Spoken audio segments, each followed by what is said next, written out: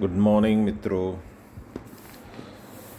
આજે આપણે ધોરણ 9નો પાઠ નંબર 16 યાની કે સામાજિક વિજ્ઞાનનો પાઠ નંબર 16 આબોહવા વિશે વાત કરવાની છે.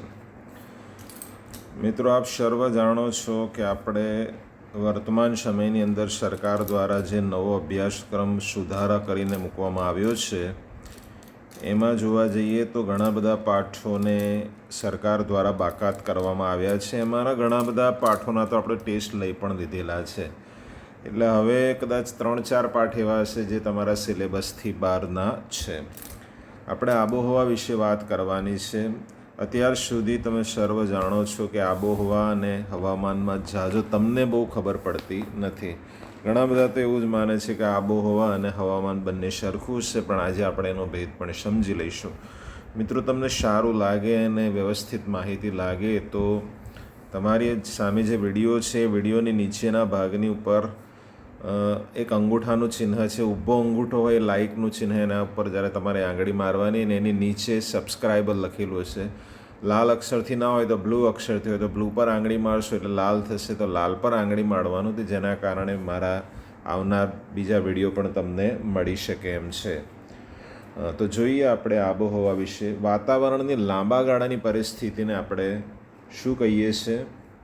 આબોહવા કહીએ છીએ. આ કોઈ એવું નથી કે 1-2 વર્ષની પ્રક્રિયા છે. આ તો 30-40-35 વર્ષોની પ્રક્રિયાથી ઉનાળો, વર્ષા ઋતુ, શિયાળા એમ પરિસ્થિતિ અને તેની આબોહવા નક્કી કરવામાં આવે છે. આજે આપણા 12 મહિના છે ને, 4 મહિનાની ઋતુઓ, એ લાંબા ગાળાની પ્રોસિજરથી બને છે. એટલે ટૂંકમાં આબોહવા એ ઘણા વર્ષોની લાંબા સમયગાળાની હવામાનની વિવિધ પરિસ્થિતિઓનો સરેરાશ છે.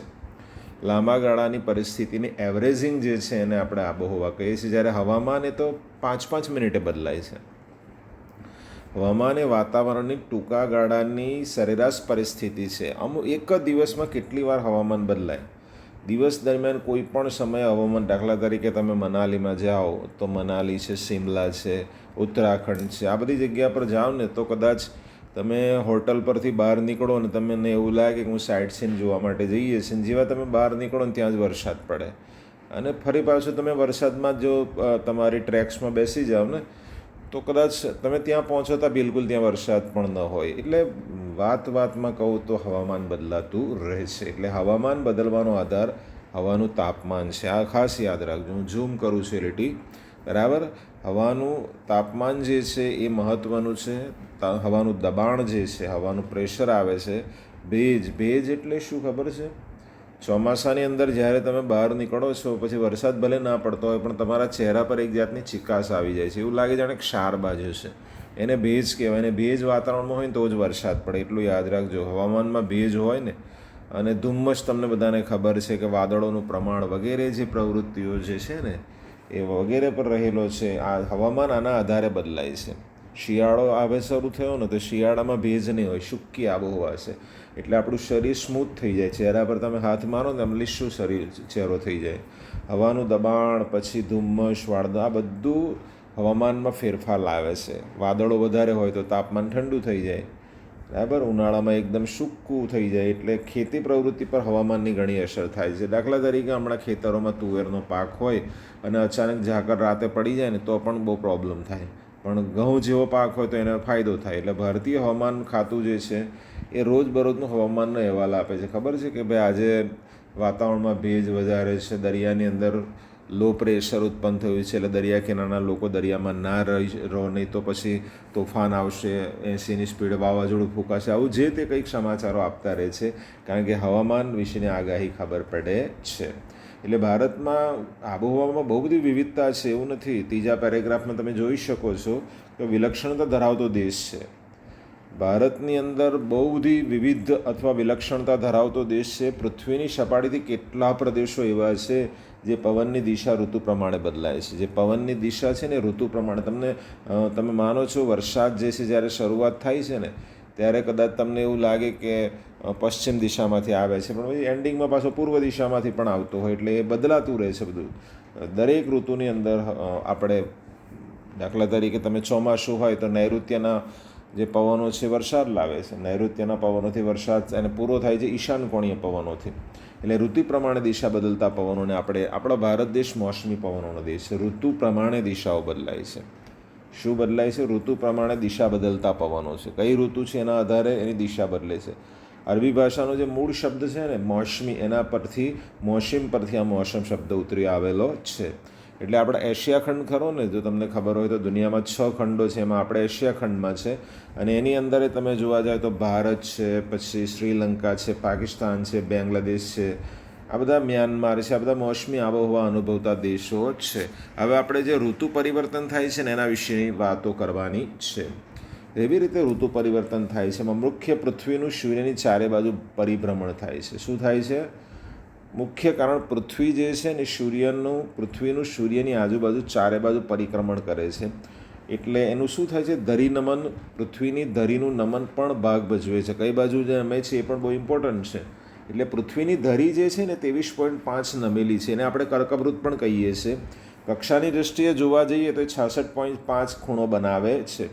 આ અક્ષાંશ વૃત્ત અને રેખાંશ વૃત્ત જો તમને ખબર હોય તો તમે જ્યારે નકશો લઈને બેસો ને તો ઊભો જે આવે ને ઉપરના ભાગમાં એને રેખાંશ કહેવાય ને આ બાજુના ભાગમાં અક્ષાંશ કહેવાય. એટલે કર્કવૃત્ત અક્ષાંશમાં આવેલું છે અને આપણો જે 82.5 પ્રમાણ સમય છે ને એ રેખાંશ વૃત્તમાં આવેલો છે. નકશાને તમે બેવડ વાળી દો ને તો આપણું શું પ્રમાણ સમય બને છે 82.5. પણ હું પછી વાત કરીશ. પણ અત્યારે આપણે જોઈએ પૃથ્વી એક બાજુ નમેલી હોય એવું લાગે છે. વધારે સમય સૂર્યપ્રકાશ મેળવતા જે વિસ્તારો છે, જ્યાં વધારે સૂર્યપ્રકાશ મળે એમાં ઉનાળો સમજવાનો, કારણ કે ત્યાં ગરમી વધારે છે. ઓછો સમય સૂર્યપ્રકાશ મેળવતા વિસ્તારોમાં શિયાળો અનુભવાય છે. ઓછો સૂર્યપ્રકાશ મેળવતો જે વિસ્તાર હોય, દાખલા તરીકે અમેરિકા, પછી આ બધા દેશો, યુરોપ ખંડના દેશોમાં સૂર્યના કિરણો ત્રાંસા પડે છે. એટલે ત્યાં મોટાભાગે બર્ફીલા પ્રદેશો વધારે રહે છે. આપણે ત્યાં સૂર્યના કિરણો સીધા પડે છે. એમાં દિલ્હી બાજુ વધારે છે એટલે ઉનાળો ત્યાં વધારે સ્ટ્રોંગ રહે છે. તમને ખબર હોય તો 50 ડિગ્રી તાપમાન હોય છે ત્યાં. અને શિયાળો પણ ભારે હોય છે, -5 ડિગ્રી તાપમાન સુધી જતું રહે છે. એટલે 22 ડિસેમ્બર સૂર્યના કિરણો મકરવૃત્ત જે છે ને એના તરફ લંબ, હું ઝૂમ કરું છું ને, સૂર્યના કિરણો મકરવૃત્ત પર લંબ પડે છે. એટલે એના લીધે શું થાય છે? ઓછા સમયમાં સૂર્યપ્રકાશ મેળવતા જે વિસ્તારો છે ને એમાં શિયાળો અનુભવાય છે. ભારતમાં આમ જોવા જાય તો રાત્રિ લાંબી અને ઠંડી અનુભવાય છે. શિયાળામાં રાત્રિ લાંબી હોય છે એટલે આપણને થોડી ઠંડી પણ લાગે છે. પણ પેલું ઠંડીના કારણે તમને ખબર નથી પડતી કે રાત્રિ કેટલે લાંબી સુધી ચાલે છે. એટલે દક્ષિણ ગોળાર્ધમાં ઉનાળો અને ઉત્તર ગોળાર્ધમાં શિયાળો અનુભવાય છે. દક્ષિણમાં ઉનાળો હોય અને ઉત્તરમાં શિયાળાની ઋતુ અનુભવાય છે. એટલે આપણે ત્યાં ભારતમાં રાત્રિ લાંબી અને ઠંડી પણ અનુભવાય. 21 જૂને કર્કવૃત્ત તરફ સૂર્યના જે લંબ કિરણો છે ને એ ઉત્તર ગોળાર્ધમાં પડતા હોવાથી દિવસ લાંબો બની જાય છે. નીચે તમારું જે 16.1ની ઉપર ઋતુ પરિવર્તનનું જે ચિત્ર આપેલું છે, ચિત્રમાં સૂર્યના જે કિરણો છે પૃથ્વી પર જે પડે છે ને, અને એના લીધે જુદા જુદા ધ્રુવ, જે ઉત્તર ધ્રુવ આ બાજુનું છે, આ બાજુ દક્ષિણ ધ્રુવ છે, બરાબર. તો દક્ષિણ ધ્રુવમાં શિયાળો અનુભવાય છે, ઉત્તર ધ્રુવની અંદર શિયાળો અને દક્ષિણ ધ્રુવની અંદર ઉનાળો અનુભવાય છે, જ્યાં સૂર્યના કિરણો વધારે પડે છે. હવે આપણે જોઈએ છે એની નીચેનો જે ભાગ છે કે ધરી ભ્રમણ અને કક્ષા ભ્રમણ. ધરી એટલે સેન્ટ્રલની ઉપર જે નીચેનું પરિભ્રમણ થાય છે તેને, કક્ષા એટલે ચારે બાજુ ફરવું તે, બરાબર. એટલે ગતિની સીધી અસર માનવ જીવનના ખોરાક પર થાય. આ સૂર્યની જે ગતિ ખરી ને એ ગતિની અસર સામાન્ય રીતે માનવ જીવન પર પડે છે, કારણ કે આપણે જે ખોરાક ખાઈએ છીએ ને એ પણ એની જ અસર છે. ખોરાક, પોશાક, રહેઠાણ બધું પર. દાખલા તરીકે રણ પ્રદેશના લોકો બહુ પાતળા કપડાં નહીં પહેરે, એકદમ પેલા જેકેટને એવું નહીં પહેરે, કારણ કે ત્યાં ગરમી ઓલરેડી પડે છે. એટલે ભારત જેવા મોસમી આબોહવા ધરાવતા જે દેશો છે એમાં ઋતુ પ્રમાણે દિશા બદલતા પવનો હોવાના કારણે શિયાળા અને ઉનાળામાં મોસમી પવનો ઋતુગત હવામાન પર વ્યાપક અસર કરે છે. એટલે એ પ્રમાણે ઋતુના હવામાનને ઘણા બધા આગવા લક્ષણો મળે છે. આમ આબોહવા મોસમી આબોહવા તરીકે પણ, આપણે ભારતની જે આબોહવા છે એ મોસમી આબોહવા તરીકે પણ પ્રચલિત છે. એટલે એ પ્રમાણે ભારતની જે આબોહવા છે, આબોહવા આ પ્રમાણે ઋતુ પ્રમાણે દિશા બદલતા પવનોને કારણે મોસમી આબોહવા છે. કોઈ જગ્યાએ ઠંડી, કોઈ જગ્યાએ ગરમી રહે છે. અને ધરી ભ્રમણને કક્ષા ભ્રમણને કારણે ગતિની જે સીધી અસર છે માનવના ખોરાક, પોશાક અને રહેઠાણ પણ પડે છે. ભારતની આબોહવા એક સરખી નથી. આબોહવાની વિવિધતા આ પ્રશ્ન મહત્ત્વનો છે. અનેક બાબતોમાં ભારતની આબોહવામાં બહુ બધી વેરાયટી છે. તમે જોશો તો દક્ષિણ ભારત જે છે, દક્ષિણ ભારત એટલે તમિલનાડુ, ચેન્નઈ, કર્ણાટકા, આ બધા રાજ્યો, આંધ્રપ્રદેશ, આ બધા રાજ્યો આવે. મતલબ તમને કહું તો મહારાષ્ટ્રથી નીચેનો ભાગને દક્ષિણ ભારત કહેવાય, જેને ઊંધા ત્રિકોણવાળો પ્રદેશ કહી છે. કે દરિયા કિનારાની સમ આબોહવા ત્યાં કેવું છે ખબર છે? કેરળ છે, કર્ણાટક છે, આંધ્રપ્રદેશ છે, ઓરિસ્સા છે, આ બધા દક્ષિણ ભારતના જે રાજ્યો છે એમાં સમ આબોહવા છે. કેવી છે? દરિયા કિનારાની આબોહવા સમ એટલે ઓછી ગરમી ને ઓછી ઠંડી. જ્યારે વિષમ હોય ને તો વધારે ઠંડી ને વધારે ગરમી પડે. દરિયા કિનારાથી દૂર જતાં જેમ જેમ દરિયાથી તમે દૂર જાઓ ને એમ ઠંડી આબોહવા અનુભવાય. દાખલા તરીકે દિલ્હીમાં ઠંડી આબોહવા, બહુ દૂર છે દરિયો ત્યાંથી, એટલે અતિશય ઠંડી ને અતિશય ગરમી પડે. ઉત્તર ભારતના ઘણા ભાગોમાં જુઓ, દિલ્હી ઉત્તર ભારતમાં જ આવેલું છે, એટલે દરિયાથી દૂર હોવાથી ત્યાંની આબોહવા ખંડીય છે, દૂર છે, કારણ કે દિલ્હીની નજીકમાં કોઈ દરિયો જ નથી. આ બાજુ છેક ગુજરાત લાગે અને છેક પછી તો આ બાજુ બહુ દૂર કલકત્તા પેલ બાજુ લાગે, એટલે દૂર પડે, એટલે એને ખંડીય કહેવાય. હવે ભારતના નકશાના મધ્ય ભાગમાંથી કર્કવૃત પસાર થાય છે, છેલ્લી લીટીમાં લખેલું છે જુઓ, બરાબર. અને દક્ષિણ ભારતનો ભાગ ઉષ્ણ કટિબંધમાં છે. ઉષ્ણ કટિબંધમાં ગરમી તો પડે છે, સમશીતોષ્ણ કટિબંધ હોય ને તો ત્યાં જો ઉત્તર ભાગમાં સમશીતોષ્ણ કટિબંધ આવેલો છે, ત્યાં ઓછી ઠંડી ઓછી ગરમી પડે છે. દેશના જુદા જુદા ભાગોમાં આપણે પેસ બદલીએ છીએ. દેશના જે જુદા જુદા ભાગો જે છે ને એ જુદા જુદા ભાગોમાં સ્થળોના તાપમાનમાં ઘણો બધો તફાવત નોંધાય છે. તમે કદાચ ટીવી પર સમાચાર જોતા હોય, આજ તક જોતા હોય કે એનડીટીવી જોતા હોય તો છેલ્લે સમાચાર બતાવે છે, હા, આબોહવા અથવા હવામાન સમાચાર એવું લખેલું આવે છે, ખબર? એમાં પછી એક ગાડી ફરતી હોય ને ગાડી અમદાવાદ, પછી દિલ્હી, પછી ચેન્નઈ, કોલકાતા, બોમ્બે બધા શહેરોમાં ફરીને એનું લઘુત્તમ અને મહત્તમ તાપમાન બતાવે. એટલે કે આજે વધારે કેટલું તાપમાન રહ્યું ને ઓછામાં ઓછું કેટલું રહ્યું. પછી વરસાદની સંભાવના હોય તો એ પણ બતાવે છે. એ ઘણો બધો, દાખલા તરીકે તમે કાશ્મીરમાં આવેલા હોય તો કાશ્મીરમાં લેહમાં જાઓ ને, લેહ, દ્રાક્ષ, ત્યાંનું તાપમાન કેટલું હોય ખબર છે? -45 ડિગ્રી તાપમાન, એટલે તમે ઊભા ને ઊભા બરફ બની જાઓ. -45 ડિગ્રી તાપમાન એટલે આપણે શિયાળામાં આપણા ગુજરાતની અંદર આપણા ભરૂચમાં કેટલું તાપમાન હોય બોલો? શિયાળાનું તાપમાન કેટલું હોય? છેલ્લામાં છેલ્લું ભરૂચમાં 10 ડિગ્રી હોય ને તો બી તમે હલી જાઓ. 2 સ્વેટરો પહેરીને સ્કૂલે જવું પડે. તમે 2 સ્વેટરો તમારે પહેરવા પડે, કારણ કે -45 એટલે આખું ગ્લેશિયર હોય. ગ્લેશિયર એટલે શું ખબર? બરફ જ હોય. નદી હોય તો આખો બરફ હોય, પર્વત હોય તો આખો બરફના ચોસલા ને ચોપસલા. એટલે એવું માનો કે 15-20 ફૂટ બરફ જામી ગયો હોય નીચું. હવે અહીંયા બરફ પડે એટલે શું થાય ખબર છે? બીજા રાજ્યો પર અસર થાય. નજીકમાં કોણ? રાજસ્થાન. રાજસ્થાનમાં પાછું કયું ખબર? શ્રી ગંગાનગર છે ને, છેક હિમાલય પાસે છે, એટલે ત્યાં વધારે ઠંડી પડે. પછી ત્યાંથી તમે અલવર ખાતે હવે અહીંયા આગળ પાછું 2 વસ્તુમાં ડિફરન્ટ છે. ઉનાળામાં પણ તાપમાન ત્યાં વધારે ગરમી પડે છે. રાજસ્થાનમાં 51 ડિગ્રી છે ઊંચામાં ઊંચું તાપમાન. અને ભારતમાં આ ડિફરન્ટ છે, વિવિધતા છે. જુઓ, રાજસ્થાનના શ્રી ગંગાનગરના અલવરમાં 51 ડિગ્રી ઉનાળામાં, અને આપણું જે દ્રાક્ષ ખરું ને કાશ્મીરનું, એમાં -45. કેટલો બધો કોન્ટ્રાસ્ટ છે. જુઓ, ભારતમાં મેઘાલય રાજ્ય જે છે ને, ચેરાપુંજીમાં દુનિયાનો સૌથી વધારે વરસાદ પડે છે. 51 જેટલું ઊંચું તાપમાન. પછી વાર્ષિક વરસાદ 1200 સેમી છે, અને આપણા કચ્છમાં તો આખા વર્ષમાં 20 સેમી પડતો નથી. હમણાં છેલ્લા 2 વર્ષથી વધારે પડે. બાકી 1200 સેમી વરસાદ ચેરાપુંજીની અંદર પડે, મેઘાલયની અંદર આવેલું છે, બરાબર. ત્યાં 3 પર્વતો આવેલા છે, એની વચ્ચે આ સ્થળ છે, ગારો, જૈંતિયા અને ખાંસી. ત્યાં પર્વતમાળાનું નામ છે, ત્યાં આવેલું છે. એટલે લગભગ તમે જોવા જાઓ તો આશરે 16 કિલોમીટર ત્યાંથી મોનસીરમ આવેલું છે. ત્યાં 24 કલાક દરમિયાન મહત્તમ વરસાદ જે છે ને એ સ્થળ તરીકે પ્રસિદ્ધિ પામ્યું છે. એટલે યાદ રાખજો, ભારતમાં સૌથી વધારે વરસાદ, તમે આઈએસની પરીક્ષા આપો કે જીપીએસસીની આપશો તો એ પૂછાશે આ સવાલ. ભારતમાં ચેરાપુંજી અને મોનશીરમમાં સૌથી વધારે વરસાદ પડે છે.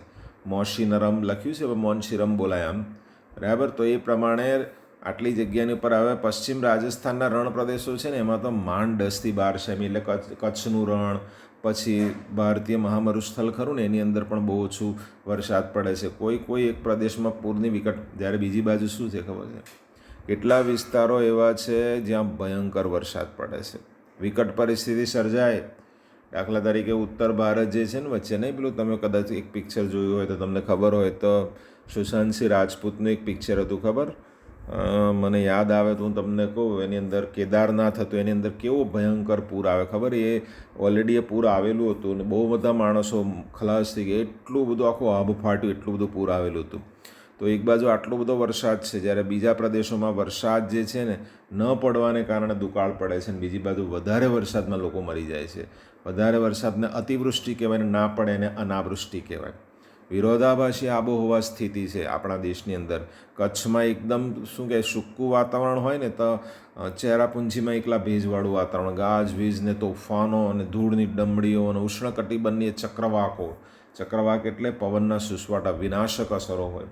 ઓરિસ્સામાં છાસવારે વાવાઝોડું આવે કારણ કે દરિયા કિનારો, સૌરાષ્ટ્રમાં વારે વારે આવે, વેરાવળ છે, પોરબંદર છે, આ બધા દરિયા કિનારો છે.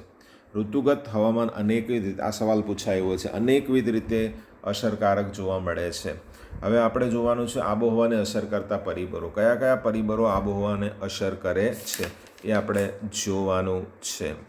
બરાબર. તો પૃથ્વી સપાટીની ઉપર આપણું જે વાતાવરણ છે, બરાબર, એની અંદર દબાણ, પવનોમાં ભેજ, વાતાવરણીય ઘટકોનું પ્રમાણ, વિતરણ, અંકુશ ધરાવતા કેટલાક પરિબળો જે છે ને એ આબોહવાને અસર કરે છે. આ બધા પરિબળોમાં આપણે સ્ટેપ બાય જોઈએ. સૌથી પહેલાં અક્ષાંશ એટલે પૃથ્વી સપાટીની ઉપર આબોહવા જે પ્રકારે જે તે પ્રદેશોમાં અક્ષાંશો પ્રમાણે બદલાય છે.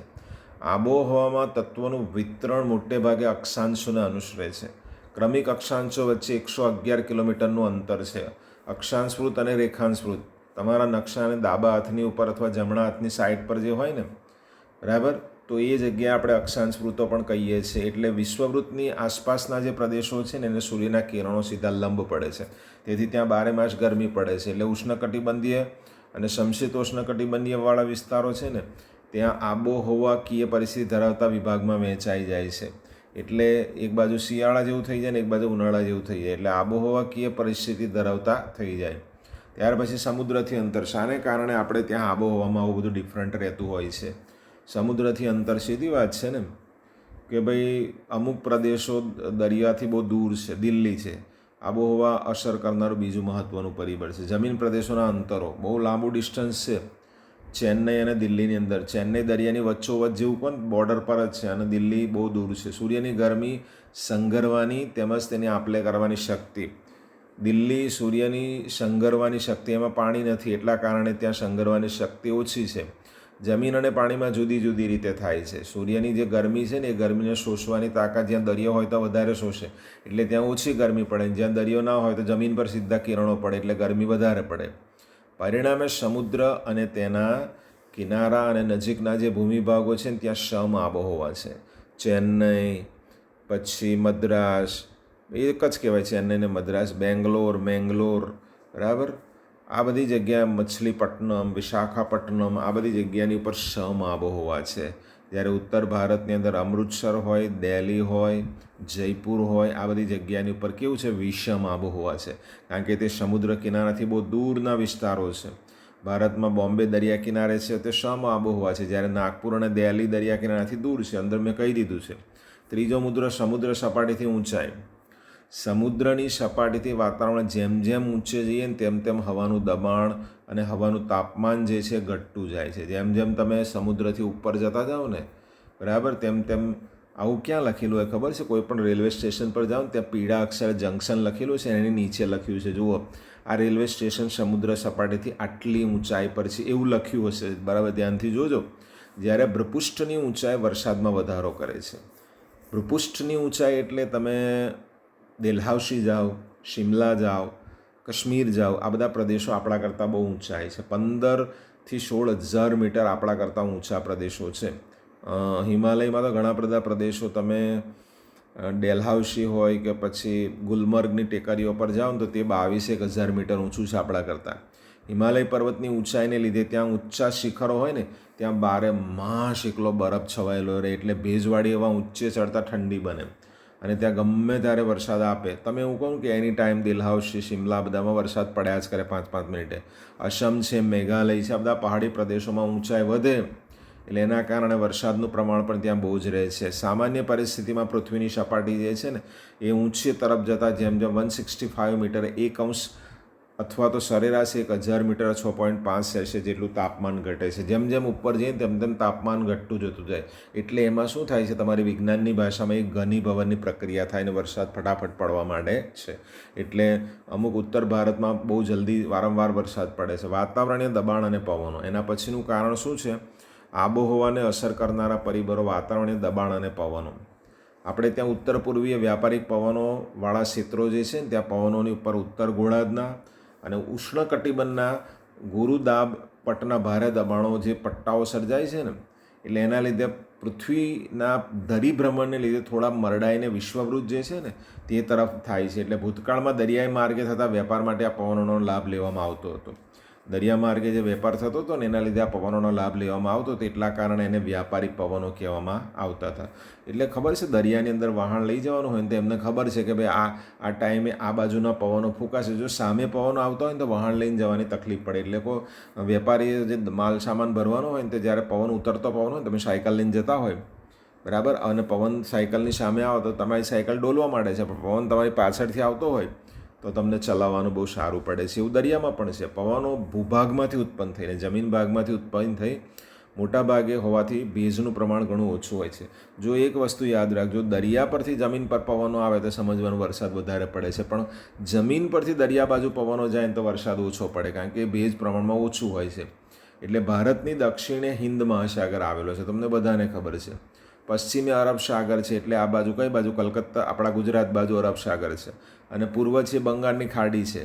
એટલે આમ જળ રાશિ 3 બાજુ છે, એટલે ભારતમાં વરસાદ લાવે છે. આ ભેજવાળા હોવાને કારણે આપણે ત્યાં વરસાદ વધારે પડે છે. એટલે શિયાળામાં હિમાલયની જે ઉત્તર ભારે દબાણ હોય છે, શિયાળાની અંદર હિમાલયમાં બહુ ભારે દબાણ હોય, એટલે એ ક્ષેત્રોમાં ઠંડા અને સૂકા પવનો એટલા બધા હોય છે કે દક્ષિણના હળવા દબાણવાળા જે સમુદ્રી વિસ્તારો તરફ વાય છે એટલા, અને સમુદ્ર બાજુ જાય છે. અને ઉનાળામાં મધ્ય એશિયા અને ભારતના ભૂમિભાગો ઊંચા તાપમાનને કારણે હવાનું શું થાય છે, હલકું દબાણ રચાય છે. એટલે આ સમયે દક્ષિણે હિન્દ મહાસાગર પર ભારે દબાણ થાય છે, અને એના કારણે હિન્દ મહાસાગર પરથી જે પવનો ઉત્તરના હલકા દબાણ તરફ ખેંચાઈ આવે છે, અને દક્ષિણ પશ્ચિમ મોસમી પવનો પણ કહેવામાં આવે છે. એટલે ભેજવાળા હોવાથી ભારતમાં વરસાદ લાવે છે.